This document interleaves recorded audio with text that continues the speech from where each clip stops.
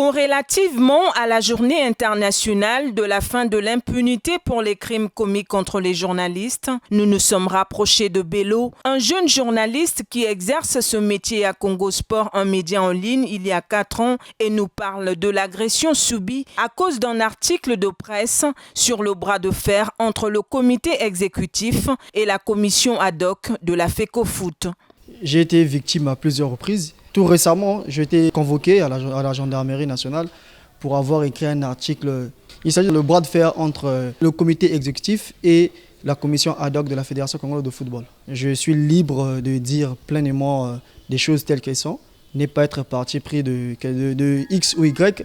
Tant que je serai droit et véridique dans tout ce que je dirai, je pense que je me sentirai à l'aise et la pression y est toujours. Je pense que ça doit s'arrêter. La presse aujourd'hui, nous avons le pouvoir qu'il faut pour dire la vérité dans le public et non avoir des tendances pour protéger des gens. Nous sommes là que pour édifier la population. D'autres professionnels des médias anonymes évoluant au niveau local subissent ou ont déjà subi des agressions verbales ou physiques dans l'exercice de leur profession. Néanmoins, selon le constat d'un journaliste de 20 ans d'expérience, signale la baisse des cas déplorables en République du Congo. Aujourd'hui, la situation s'est nettement améliorée avec l'implication du Conseil supérieur de la liberté de la communication parce qu'il fut un temps où c'était vraiment très risqué parce qu'on vous aurait vu à la télé, vous aurez entendu à la radio, encore lu dans les journaux.